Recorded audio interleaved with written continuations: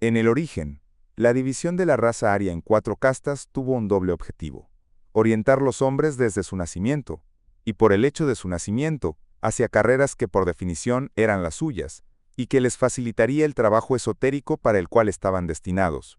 Partiendo de la noción de metempsicosis, se creía que ese sistema de castas provocaría la encarnación de las almas, y los medios más propicios para el éxito de la experiencia que ellos intentaban. Desde entonces, las circunstancias han cambiado. Los límites actuales entre las castas no son tan rígidos. Es porque los nacimientos no están más canalizados como antes por reglas absolutas, y también porque la personalidad humana no responde más a tipos rigurosamente determinados. En los mejores casos, la personalidad está matizada, si no está desequilibrada, o es anárquica también. Las 4 castas subsisten sin embargo, pero solo como una potencialidad, una proyección en el futuro aún flotante. 4 castas bien definidas entre las cuales se reparten los hombres 5, 6 y 7, que con el segundo nacimiento han adquirido la individualidad. Es necesario comprender bien, el hombre no puede orgánicamente cambiar su tipo. Puede estropearlo, lo que en general hace con ardor. Estropearlo como los otros. Pero aquel que aborda el trabajo esotérico tiene como primer objetivo reconocerse, como ya lo hemos dicho, y corregir la dirección. Pero para precisar la naturaleza final de esta corrección que se realiza, a partir del franqueamiento por el hombre 4 del segundo umbral, es necesario decirlo desde la tradición que es dentro del tipo propio a cada hombre que el yo real tiene por tarea conducir la individualidad a la perfección, justo hasta la imagen de la belleza radiante. Volvamos al tipo del caballero, tomado como ejemplo. Considerando sus fracasos y remontando a sus causas, se puede comprender la razón esencial de ellas. La escala de valores propia del ambiente en que vive y trabaja no es la suya, mientras que a su alrededor se busca la apropiación de los poderes de este siglo. Él no es más que un hombre de otro tiempo, perdido en los tiempos modernos, solo buscando la verdad. De una manera general, puede decirse que si el hombre 2 nace en el ambiente 3 de nuestra época, está por definición incapacitado para la lucha en la vida práctica, y por el contrario tiene, por el mismo hecho de su constitución psíquica, considerables posibilidades de evolución esotérica. Trabajando conscientemente en el desarrollo de su centro intelectual, mientras que su centro emotivo ya está despierto y puede ser también un poco desarrollado, obtiene más fácilmente el equilibrio de su personalidad. He aquí algo importante de saber, porque es en ese medio de hombres 2, finamente cultivados y sensiblemente equilibrados, por un desarrollo intelectual tan agudo como sea posible, que se reclutarán las personas destinadas a formar los precursores de la nueva era, la del Espíritu Santo. La posición del hombre 3 en el ambiente 3 no le ofrece las mismas ventajas desde el punto de vista esotérico. Ciertamente en la vida práctica tiene más posibilidades que el hombre 2, pero no tiene una aptitud comparable para equilibrar la personalidad. Para alcanzar esta meta le es necesario aplicarse en consecuencia al desarrollo de su centro emotivo, parcial o totalmente dormido. Le es necesario entonces, en primer lugar, despertarlo. Este despertar es evidentemente más difícil para el hombre 3, en un ambiente 3, que lo que es para el hombre 2, en un mismo ambiente para el desarrollo de su centro intelectual. Porque para el tipo intelectual, agnóstico por naturaleza, la religión no ofrece nada de operante, ni en su contenido ni en su forma tradicional. Por otra parte, nada en nuestras instituciones prevé hasta el presente la existencia de escuelas o de facultades donde serían formadas y científicamente desarrolladas las aptitudes emotivas. Si un hombre 3 deviene consciente de la necesidad de un desarrollo emotivo, debe, falto de algo mejor, trabajar empíricamente. Sin embargo, puede darse una indicación preciosa. Para despertar el centro emotivo aletargado, debe aprovechar la aptitud que tiene la naturaleza humana para el entrenamiento. Por medio de razonamientos tan agudos y sutiles como sea posible, el hombre 3 debe, en cualquier circunstancia, representarse la reacción del hombre 2, obedeciendo a la voz de su centro emotivo, y por un esfuerzo consciente debe reaccionar de la misma manera, sin estar por ello empujado por las emociones. Se equivocará, dará pasos falsos, sobre todo al comienzo, Pero si toma este juego con seriedad y hace de él un ejercicio permanente que prosigue metódicamente en toda ocasión, logrará hacer salir de su torpeza al centro emotivo. Entonces no le faltarán ocasiones de percibir las reacciones espontáneas de éste. Será el primer éxito que le dará coraje para proseguir el trabajo. Deberá continuar incansablemente el ejercicio del despertar, hasta que el centro emotivo despierte completamente, lo que hará posible su desarrollo.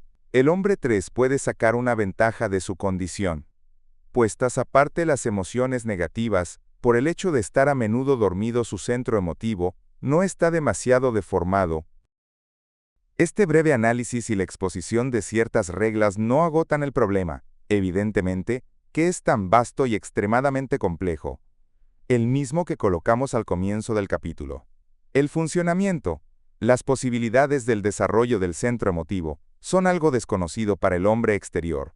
Se lo ve claramente en ciertas circunstancias en relación a los procesos criminales. Por ejemplo, los mejores jueces no llegan jamás a penetrar el fondo del corazón humano. Ocurre lo mismo durante las confesiones. Aun cuando el penitente esté animado del deseo sincero por decir la verdad, nunca llega a expresar todo lo que pesa sobre su corazón. ¿Cómo podría él exponer sus actos y la motivación que los impulsó cuando la personalidad subdesarrollada y desequilibrada representa, con 987 pequeños yoes, un verdadero hospicio de alienados? Cuando en efecto, por una paciente y sostenida introspección, penetramos de más en el interior de nuestra personalidad, descubrimos en ella pequeños yo de cualidad y de apariencia muy diferentes. Constatamos entonces que no son todos de la misma edad. En la legión de los 987 elementos de la personalidad, se encuentran yoes femeninos en los hombres y yoes masculinos en las mujeres, a menudo en cantidad considerable y a veces preponderante. Cada pequeño yo tiene su carácter, su rol a jugar en el conjunto y en el curso de la vida del hombre. Pero de hecho, en la mayor parte de los casos, estos yoes no se identifican con su deber. A raíz de eso, una gran parte de ellos duerme un sueño próximo a la letargia. Enseguida los más activos tratan de comandar a los otros sin tener en cuenta sus propias atribuciones ni las de aquellos yoes que quieren dominar, ni además las responsabilidades que en su accionar comprometen al hombre en su totalidad. Finalmente los choques exteriores, las sorpresas, los eventos felices o desgraciados imprevistos, complican aún más una situación interior ya muy embrollada.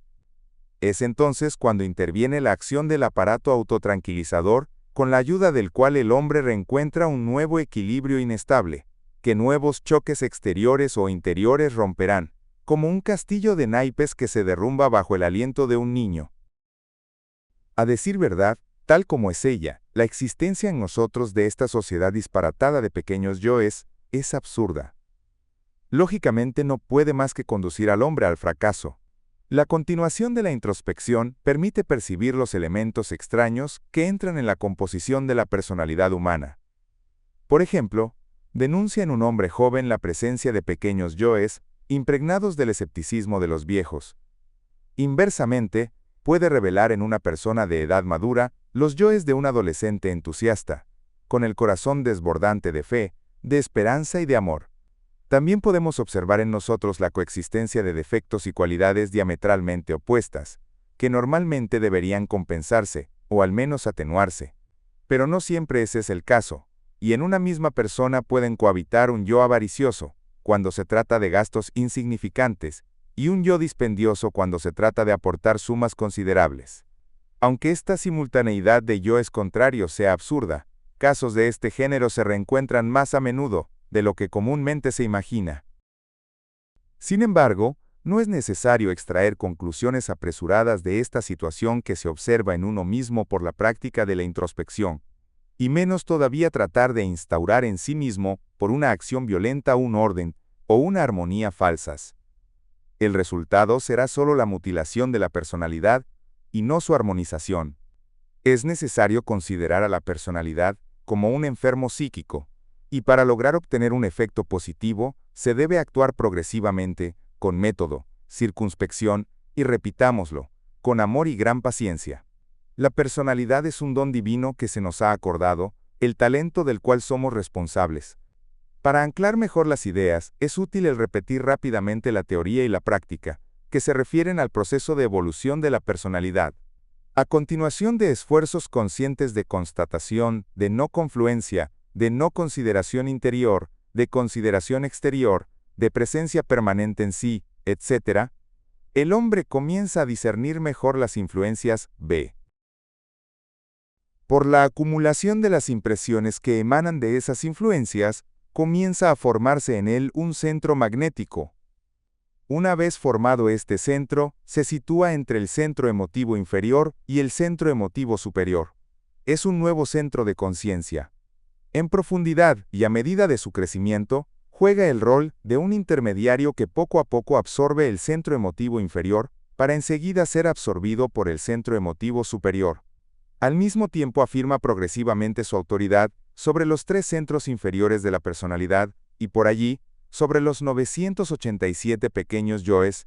Es entonces que se identifica con el centro emotivo superior, para desaparecer en él.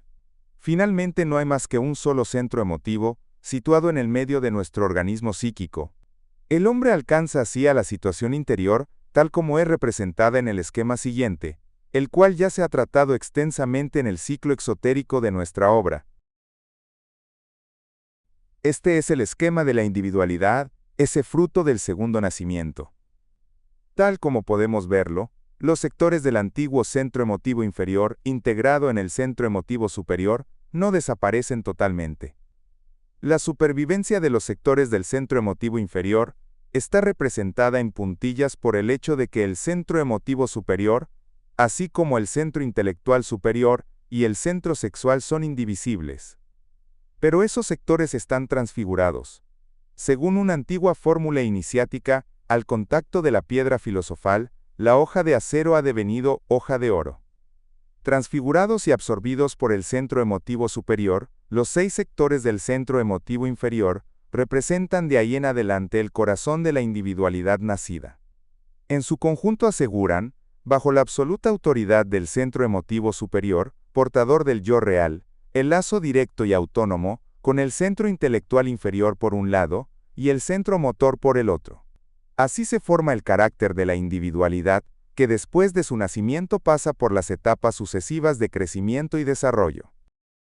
Es digno de señalar que la individualidad conserva en ella los trazos esenciales innatos, positivos, las predisposiciones, de la personalidad del hombre 1, 2 o 3, purificados en el hombre 4, y nacidas una segunda vez, para una vida nueva en el hombre 5, 6 y 7.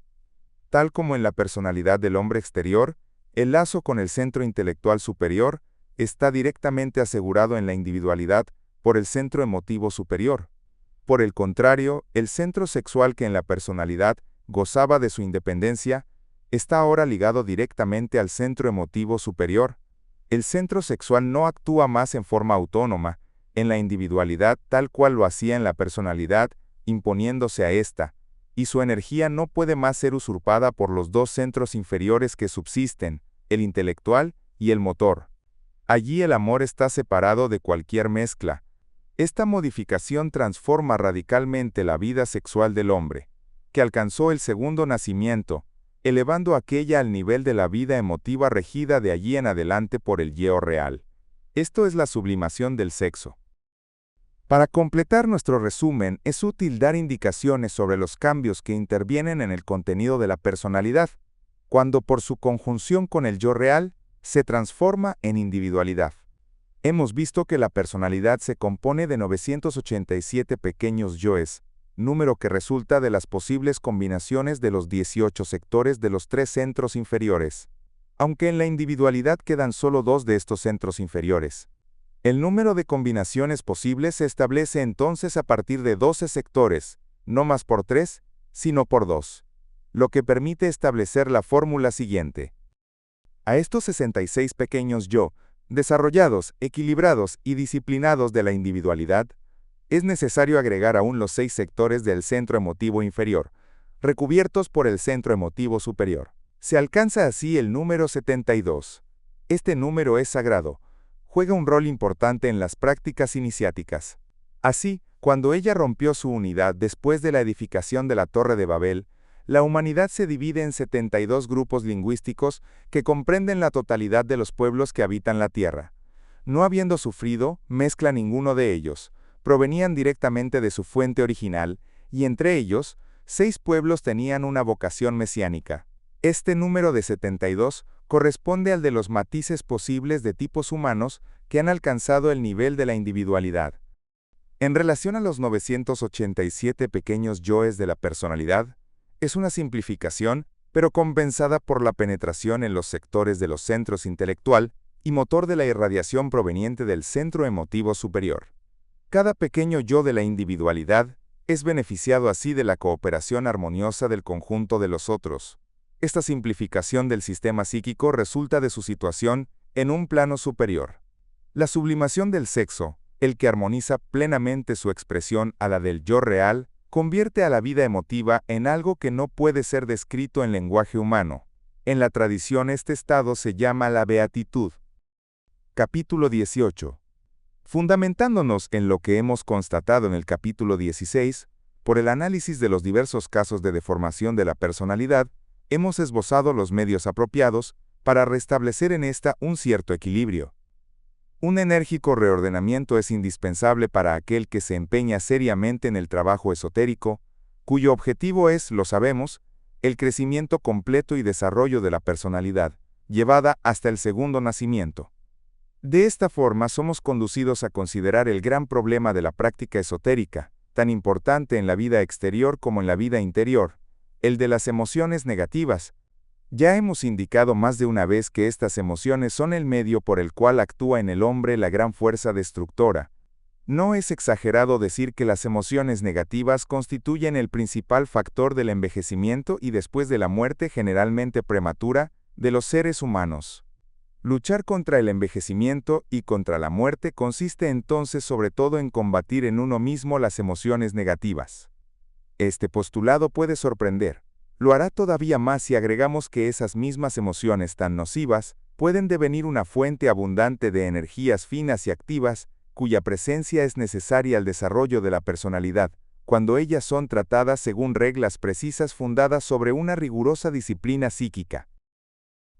Es necesario estar ya preparado por el estudio teórico y práctico de la ciencia esotérica para aprehender correctamente y comprender mejor la doctrina de las emociones negativas que vamos a exponer ahora. Primero importa dejarse penetrar por la noción fundamental de que la fe, la esperanza y el conocimiento gnosis son etapas consecutivas de la revelación progresiva del amor, y que el defecto o la carencia de revelación en la etapa precedente cierran el acceso a la revelación de la etapa siguiente. Así, sin fe en el corazón, es imposible alcanzar en el sentido esotérico la esperanza, y sin una ni la otra, no se alcanza jamás la gnosis, el conocimiento viviente que da acceso al amor. El lenguaje imaginado de la tradición llama a la tríada, fe, esperanza, conocimiento, la espada de triple filo, o más bien, la hoja triangular.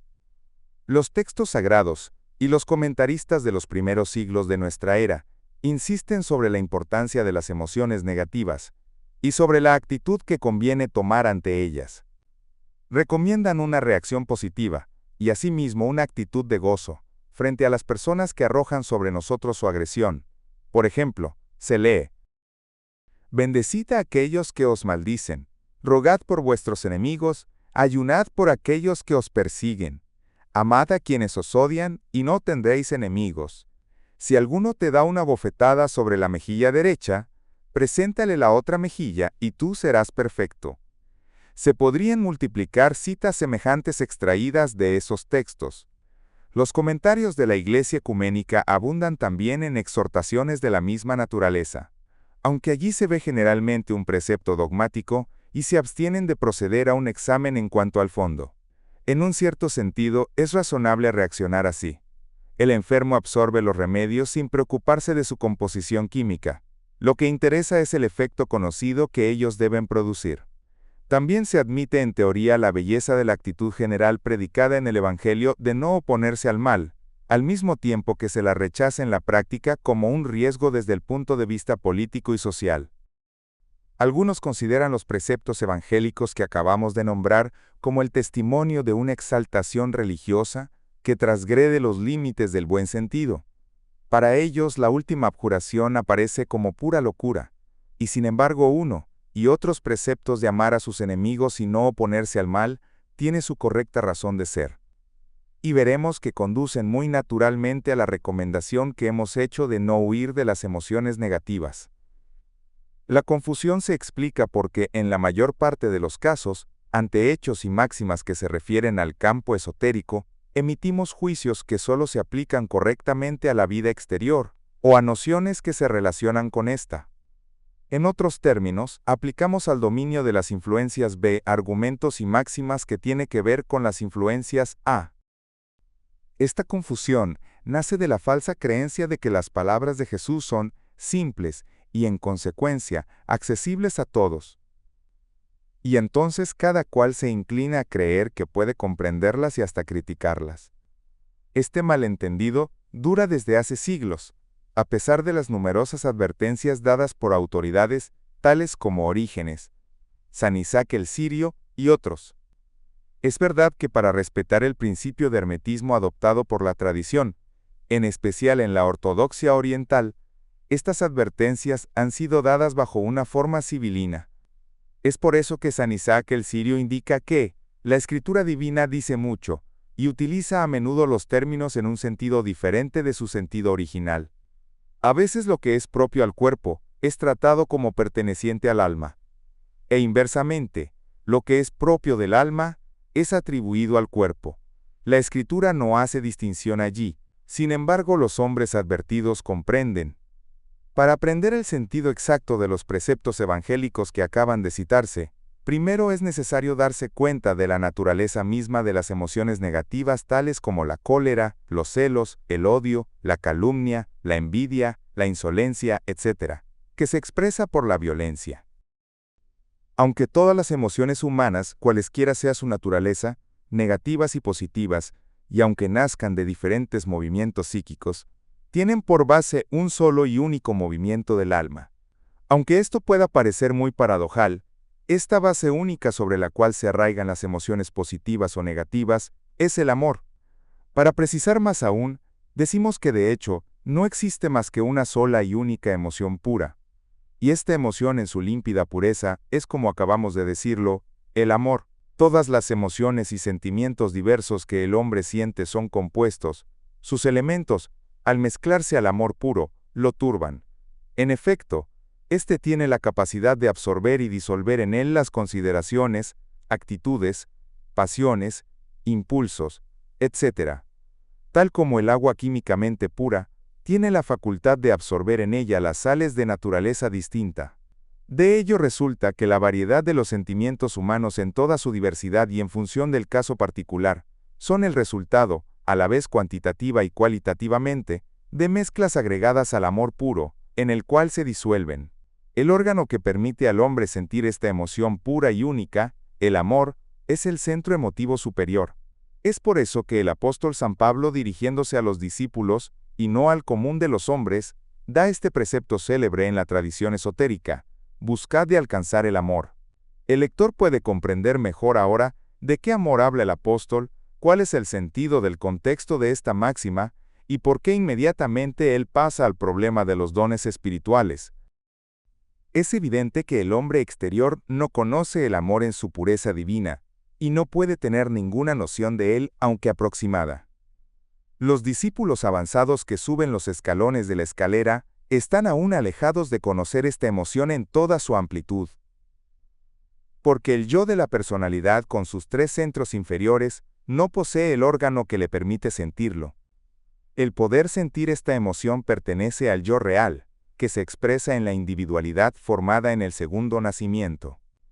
Esta situación es comparable a la del niño. Este no se adhiere a la madre más que después del nacimiento físico, cuando ha sido separado de ella. Si los discípulos avanzados que se encuentran sobre la escalera, y es a ellos que se dirige esa sentencia de San Pablo, no pueden alcanzar el amor aún en el tiempo que transcurre antes de franquear el segundo umbral, con mucha más razón acontece con los hombres exteriores que se encuentran más acá del primer umbral, que no pueden tener ninguna noción de este amor. En la forma de sentimientos accesibles a los fieles que suben la escalera del camino, el amor aún está mezclado, porque la misma naturaleza humana está mezclada. Ella refleja fielmente el contenido del mixtus orbis, del cual es el producto y del que forma parte.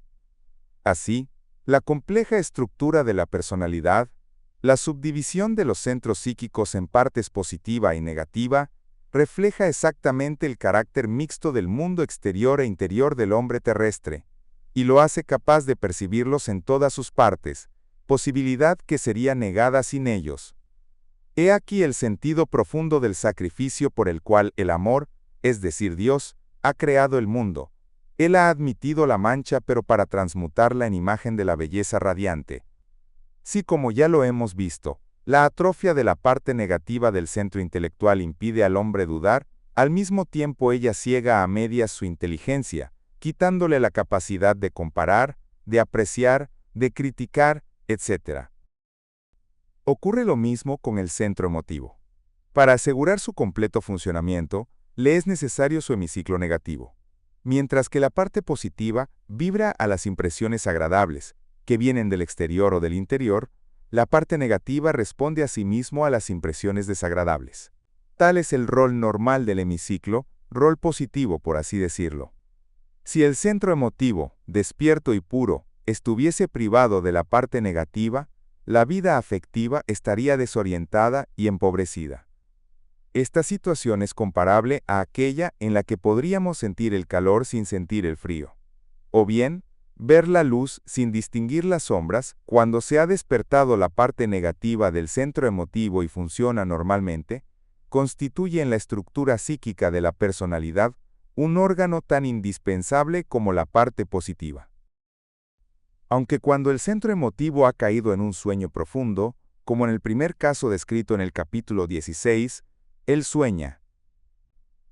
Él sueña tanto de día en plena actividad como durante la noche. El centro emotivo concibe sueños utilizando su innata capacidad de crear imágenes. Si al elaborarlas se inspira en ideas que vienen del centro intelectual, puede crear imágenes de grandeza, para compensar los fracasos o semifracasos de la vida. Si se inspira en impulsos que provienen del centro motor, él se ve desplegándose por tierra, sobre el mar o por los aires. Bajo el impulso de elementos innatos provenientes de films anteriores, puede revivir estos films por fragmentos. Con ayuda de impulsos provenientes del centro sexual y que pasan por el centro sexual, el centro emotivo tiene sueños eróticos, que pueden dar una impresión total de realidad. Por el contrario, si produce sueños con la ayuda directa y pura del centro sexual, crea, las conozca o no, imágenes ideales de su ser polar, fundadas sobre la experiencia de su vida actual o sobre experiencias precedentes. En este caso de intervención directa del centro sexual, el centro emotivo puede crear también imágenes idealizadas de seres vivientes que el hombre ha encontrado, o que por su tipo son aproximadas a su ser polar. En estos dos últimos casos, la parte positiva del centro emotivo funciona plenamente, y permite al hombre el sentir en sueños un sentimiento puro y elevado, que en su vida de hombre exterior es incapaz de sentir. Según los planos, estos sueños pueden anunciar, predecir o también ser proféticos, como lo veremos al instante. Este proceso explica el sentido de la plegaria que se recomienda a los discípulos, por la cual se pide a Dios que el sueño se transforme en despertar en la vida. En los dos casos en que el centro emotivo apela en sueños a la energía del centro sexual, sin pasar por el centro motor, estando dormido, el centro intelectual no interfiere en el trabajo del centro emotivo con críticas y dudas. La energía Si-12, penetrando el centro emotivo, acelera sus vibraciones y le permite transformar esta energía sexual en Sol-12, a continuación de una intervención momentánea del centro emotivo superior.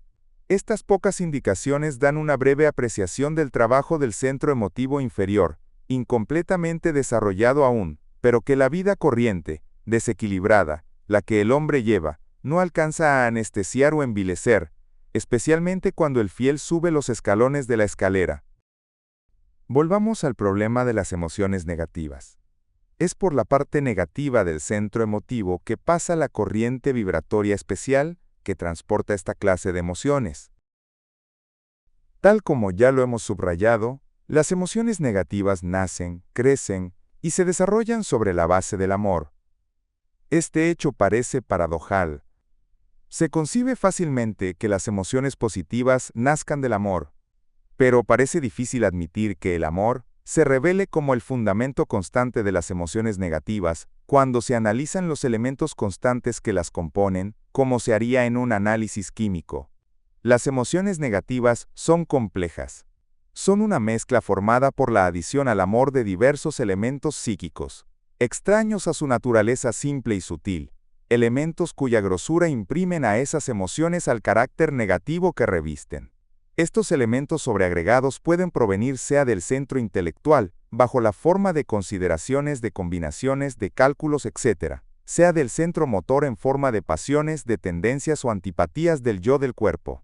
La energía sexual usurpada por un movimiento especial del centro motor alimenta la intransigencia y el dinamismo, que en conjunto forman una de las principales características de toda emoción negativa. Normalmente el centro sexual entra en acción bajo el efecto del amor. Examinemos lo que se produce en los tres centros psíquicos, en consecuencia en la personalidad entera, cuando el centro sexual se pone en movimiento en el caso normal. Tenemos, por ejemplo, el amor ideal e integral entre dos seres polares no evolucionados esotéricamente, es decir, el hombre y la mujer 1, 2 o 3. Relacionados con este caso normal que acabamos de estudiar, la vida ofrece toda clase de anomalías. Estas surgen esencialmente de dos causas generales. La primera corresponde a una participación igual de los dos cónyuges en el proceso, pero la intensidad de esta participación solo compromete parcialmente su organismo psíquico. La segunda corresponde a una participación diferente, mientras que en uno de los cónyuges el organismo psíquico está totalmente comprometido, en el otro solo lo está parcialmente. Dicho de otra forma, uno ama, el otro se deja amar. Los casos particulares son de una variedad casi infinita, porque no existe ningún sector de la vida psíquica y física donde el hombre sufra tantas influencias reales, y sobre todo imaginarias, que en el dominio de la vida sexual, la que para su plena expansión exige un compromiso y una respuesta sin reticencias. Aunque el llamado de la sangre, el instinto de conservación de la especie, las solicitudes de la carne, la voluntad de posesión, las consideraciones, la multitud de desviaciones, con frecuencia enfermas, que se encuentran en la vida sexual corriente, juegan en nuestra sociedad un considerable papel, lo que alcanza a explicar la rareza de los pocos casos que pueden ser considerados normales, los de la unión de seres polares. La energía sexual es Si-12. Es la energía más fina que nuestro organismo puede extraer de los alimentos. Cuando el centro sexual entra en acción para el cumplimiento de su primera función, el amor carnal, él se sirve en primer lugar del centro motor. Este, invadido por la energía Si-12, energía extremadamente potente, reacciona. Sin embargo, él no es impregnado por ella en un instante, en su totalidad. La energía Si-12 penetra primero en su parte positiva, provocando en él una fuerte atracción instintiva por el sexo opuesto.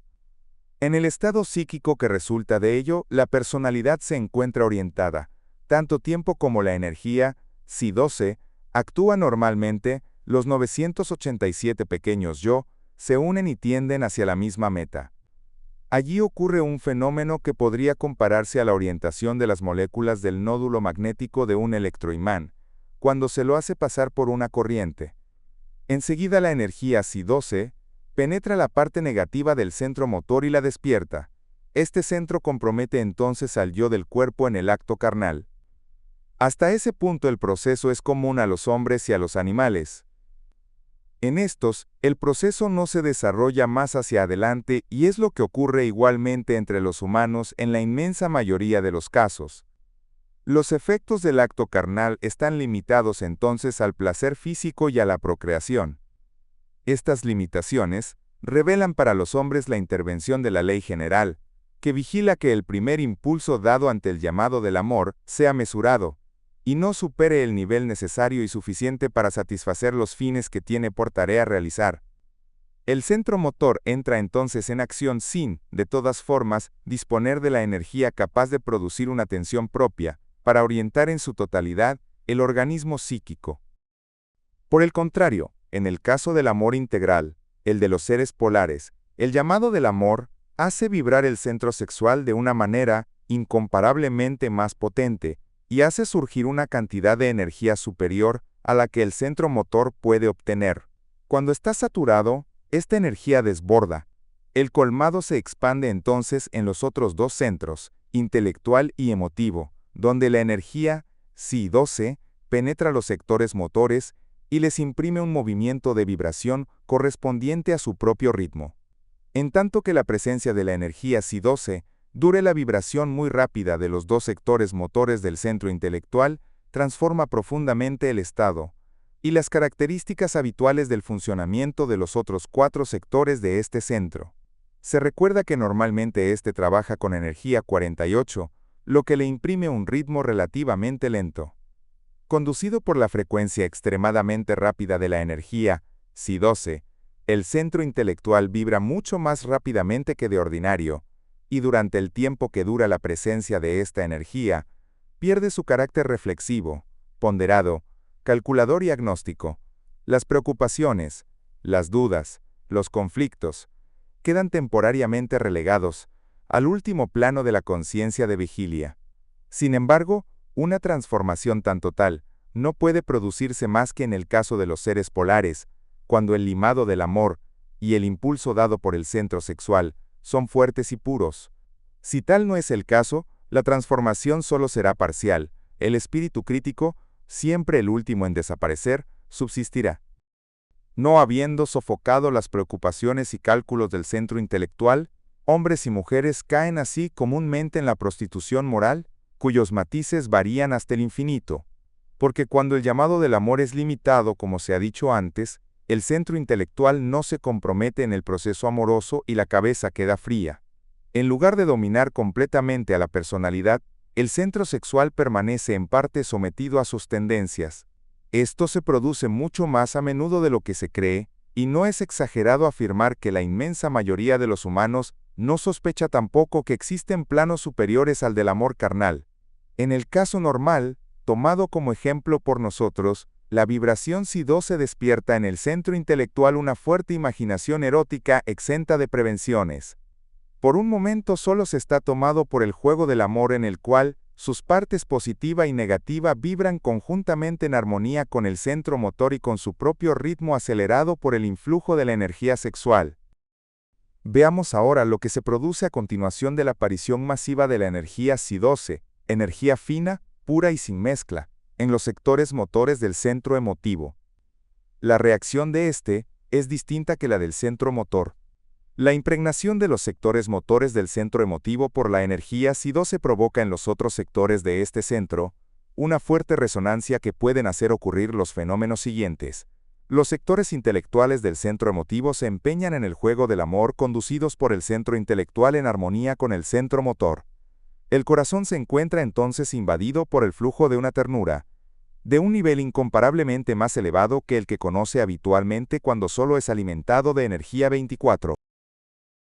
Si el llamado de energía Psi-12, a partir de los sectores motores del centro emotivo es suficientemente intensa y pura, un esclarecimiento momentáneo de la conciencia del yo real puede producirse entonces por el siguiente mecanismo.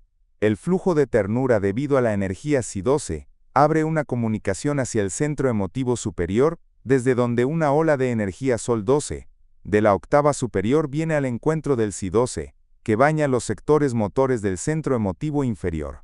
Entonces, por inducción, la energía Psi-12 sufre una transmutación y puede devenir Sol-12. En ese caso, el organismo sufre un flujo masivo de nueva energía.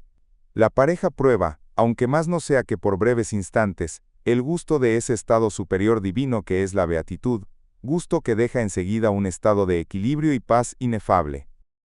La posibilidad de acceder a un plano superior en el acto de amor carnal explica que el matrimonio en el cual los dos son una sola canica forma parte de los 7 sacramentos, misterios en la ortodoxia, del canon cristiano, ya que este acto comporta en él el germen de la emoción pura, que es el amor divino. Bajo el impulso del absoluto 3, en efecto, si la pareja llega a ese estado, alcanza en este misterio la irradiación del absoluto 2. Entonces será un paso hacia el gran retorno. Tal es esquematizado el funcionamiento de los tres centros psíquicos en su posible reacción positiva y normal al llamado del centro sexual, cuya entrada en acción conduce a la pareja al acto de amor integral y armonioso, lo que es el caso de los seres polares.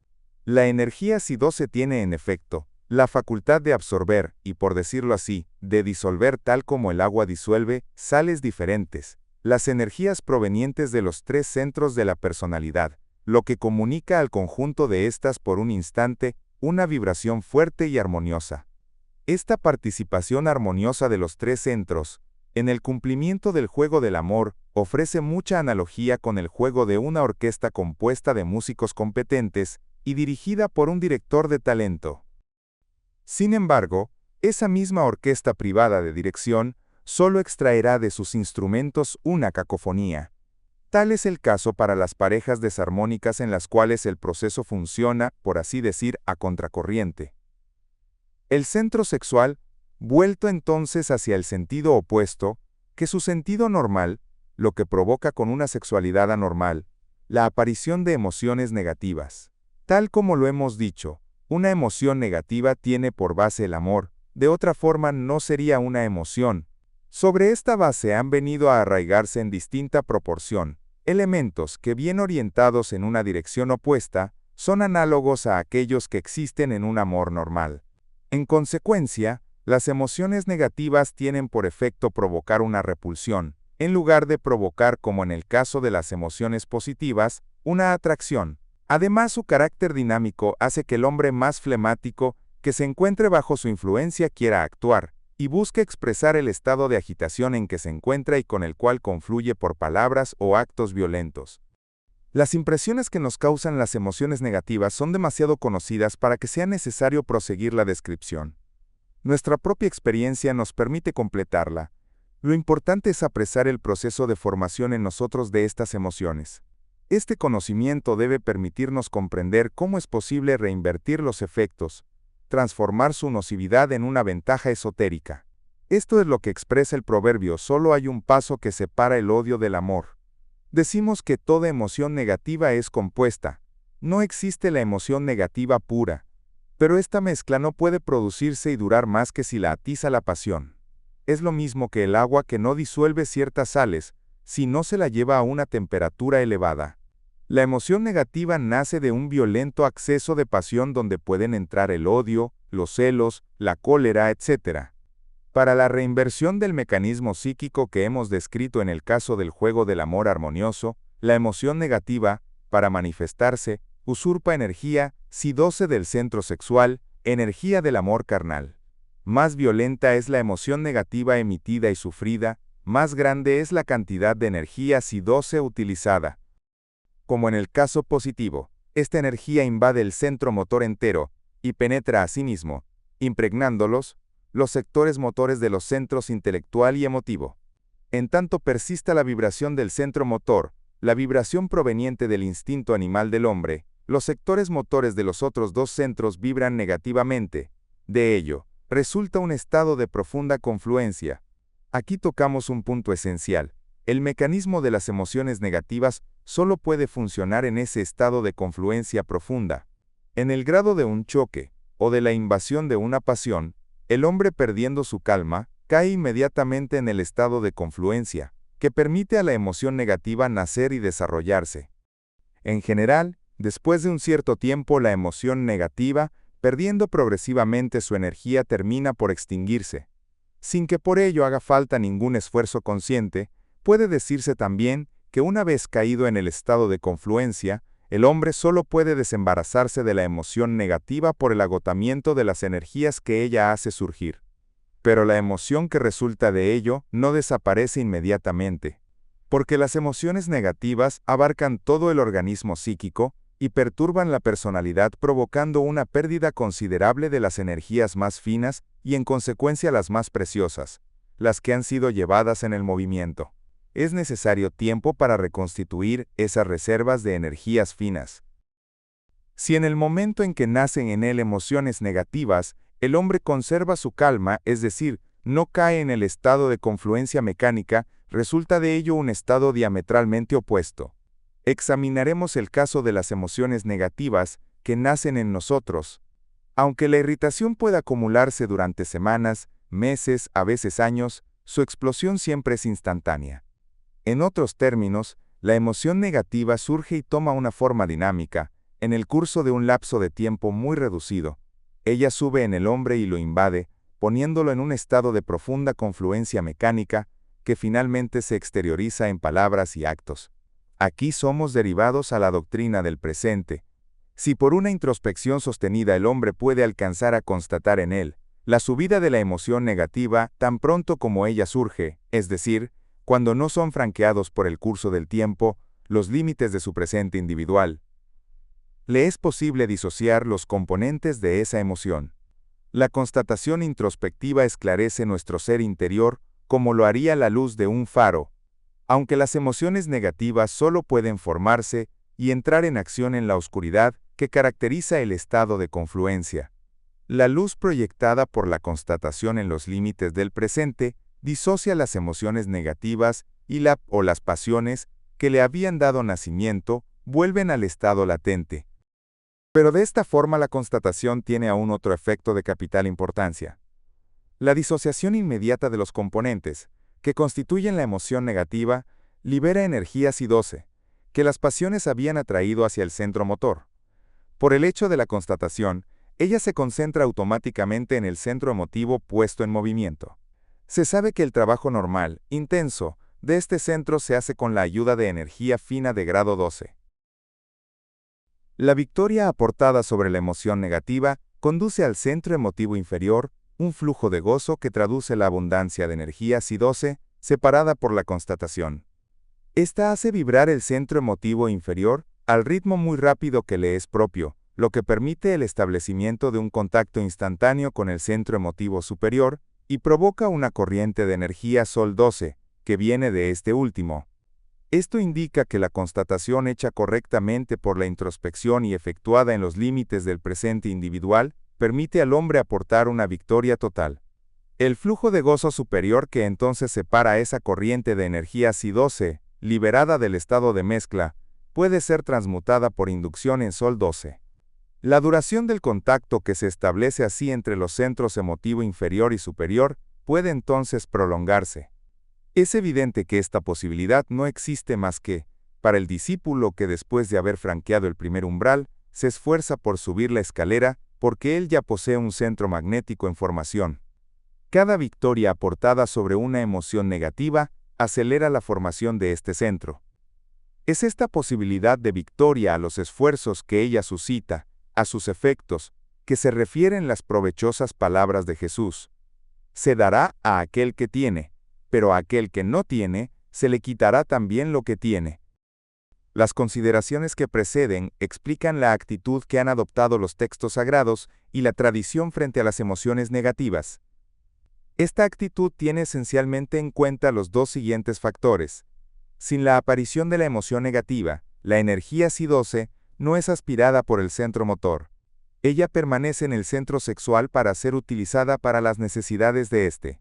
Sin la victoria sobre esta misma emoción, el hombre no puede probar el gozo que provoca una corriente de energía Sol-12, viniendo del centro emotivo superior, y sin esta corriente, él no puede transmutar en Sol-12, la energía Si-12, primero aspirada por la aparición de la emoción negativa, después liberada por la constatación introspectiva en los límites del presente individual. Y más violenta es la emoción negativa, más grande es la cantidad de energía Si-12, aspirada, susceptible en caso de victoria de ser transmutada en Sol-12. Por este trabajo, conducido con toda la sinceridad de que se es capaz, el neófito puede alcanzar el camino de acceso que lo conducirá hacia el camino. Él se despojará así del hombre viejo, esclavo de sus pasiones, y se revestirá del hombre nuevo, quien se renueva en el conocimiento según la imagen de aquel que la ha creado. Acabamos de considerar las emociones negativas que nacen en nosotros. Aunque a medida que se avanza sobre la escalera, son más raras las ocasiones en que el neófito siente brotar en sí mismo una emoción negativa. La energía C12 permanece entonces dormida en el centro sexual, ya que la ausencia de pasiones no la llama más hacia los centros inferiores, donde ella podría ser utilizada. Es en este punto de la evolución que deviene evidente la utilidad para el neófito de aquellos que le son hostiles. Es en los insultos, odios, celos, traiciones, el desprecio de los humanos donde el fiel, en tanto él está sobre la escalera, encuentra los elementos que le son necesarios para despertar su centro emotivo. Dominando las reacciones mecánicas producidas en él por los reproches o los ataques de que es objeto, aquel que lucha entre los dos umbrales, separa y rechaza los elementos que parasitan la energía fina, movilizada por la emoción negativa. Repitámoslo, es esta energía devenida disponible, la que permite el establecimiento de un contacto con el centro emotivo superior, y acelera así el crecimiento, después el desarrollo del centro magnético. El fiel encuentra en esa lucha la fuente de energías que le son indispensables para progresar. Entonces comprenderá que puede, y le es necesario, amar a sus enemigos y bendecir a aquellos que los maldicen. Capítulo 19. En el capítulo anterior, hicimos notar que cuanto más se eleva el fiel en la escalera, son más raros los casos en que las emociones negativas nacen en él mismo por propio impulso. Esto es comprensible. En efecto, por el trabajo regular de introspección y constatación interiores, se obtiene progresivamente el conocimiento de sí mismo, es decir, de la estructura de la personalidad y su funcionamiento. La opinión expresada en la época de la primera revolución industrial según la cual el saber hace la fuerza, se aplica integralmente a esta revolución interior que se produce en el hombre a continuación de la introspección, esclavo de sus pasiones, de sus instintos y por consecuencia de las emociones negativas. Ayer todavía, él las justificaba y defendía como fundamentadas en sí mismo y en los otros, especialmente usando slogans conocidos, decía que su comportamiento era humano, normal y natural. En el presente, el fiel comienza a desaprobar esas emociones, también comienza a darse cuenta de su condición de esclavo y a comprender que las emociones negativas, efecto de la ley general, buscan retenerlo en su estado primitivo y en su lugar para provecho del conjunto, pero en detrimento de su interés personal bien comprendido. Esta actitud se afirma a pesar de todas las apariencias seductoras o atractivas que el espejo de la vida constituido por el conjunto de las influencias A puede ofrecerle. Este primer conocimiento, comienzo del conocimiento superior, la gnosis de San Pablo, de Clemente de Alejandría y de otros autores de los primeros siglos, aporta al fiel el poder. Ella se presenta a él, ante todo bajo la forma del maestrazgo de sus movimientos psíquicos. Evidentemente esto no ocurre enseguida. Para liberarse de esa esclavitud, es necesario pagar una fuerte suma. Y esto no se alcanza más que al precio de un trabajo sostenido, generalmente largo y penoso. Sin embargo, el fiel que arde de fe, y así se esfuerza en subir la escalera a montar, por esfuerzos conscientes y sostenidos de constataciones introspectivas, y se va separando con mayor frecuencia de las emociones negativas que bajo el imperio de la ley general, tienen siempre la tendencia a nacer en él. Los primeros rudimentos de la gnosis, conocimiento superior y práctico que aporta la maestría de sí, van aportando progresivamente la calma, primer resultado serio de los esfuerzos desplegados. Esta calma, que el fiel deberá cultivar por todos los medios, es la condición indispensable que le permitirá acumular útilmente las energías a fin de progresar sobre la escalera. Es esta misma calma la que lo preservará de las caídas.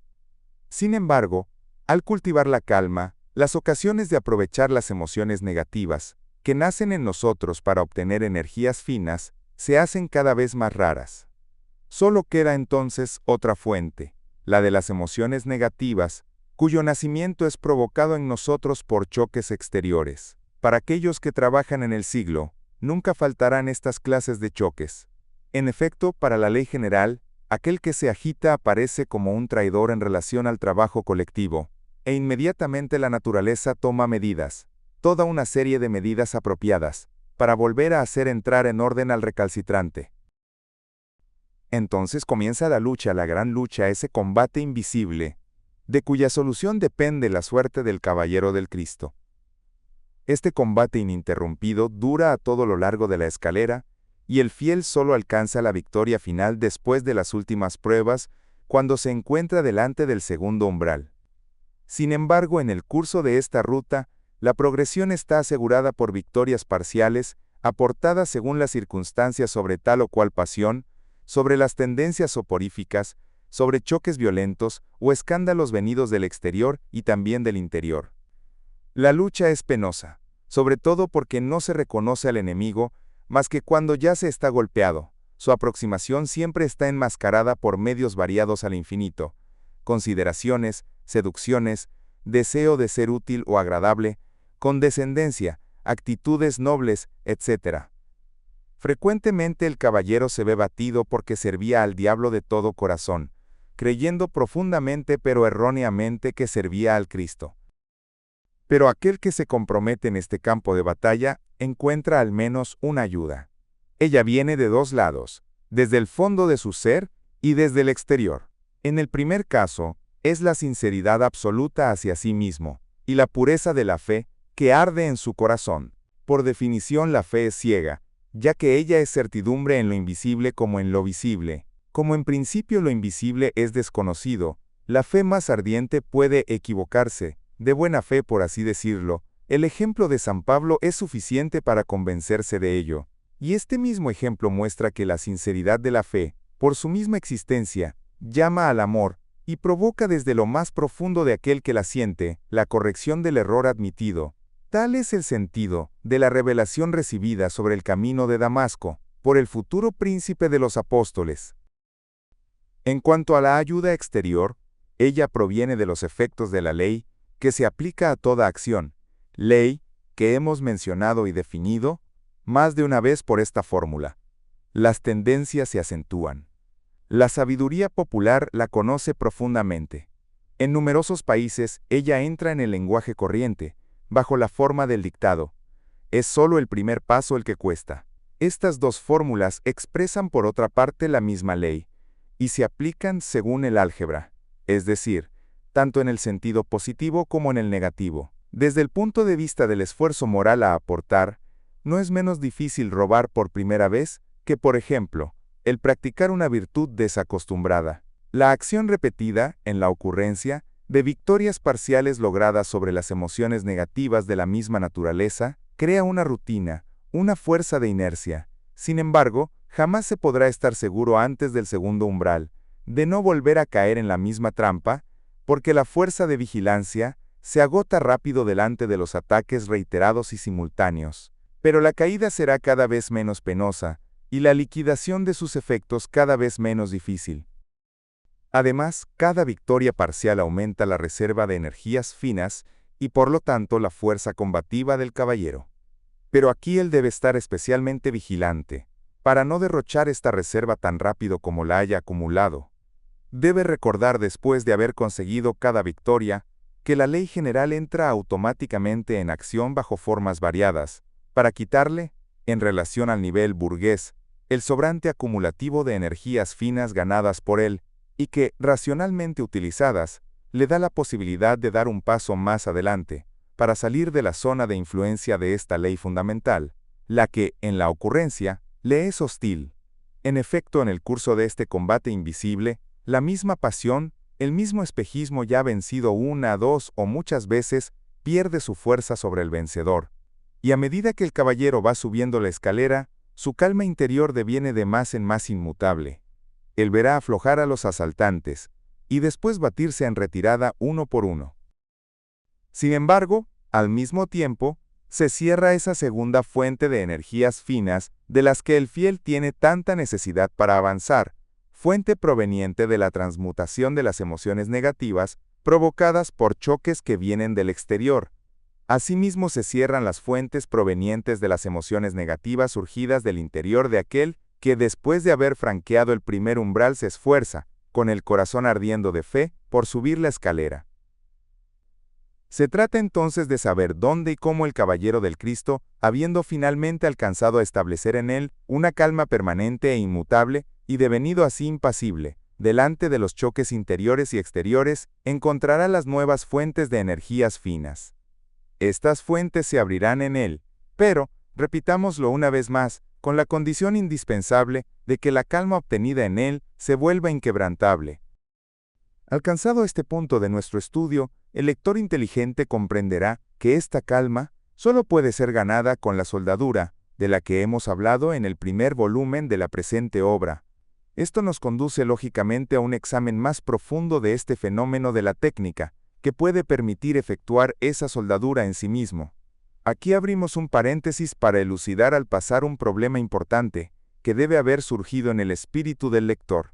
El postulado del maestrazgo sobre las emociones negativas, cuyo fundamento ha sido demostrado antes, implica en efecto la siguiente cuestión.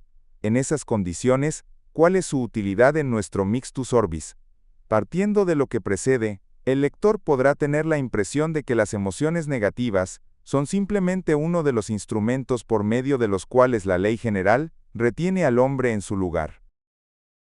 Aquí es necesario hacer una distinción, porque la acción de las emociones negativas no es única en sí misma, sino que es doble. Ellas devienen destructoras para los humanos que han alcanzado la proximidad del primer umbral, y más aún para aquellos que después de haberlo franqueado, progresan sobre la escalera.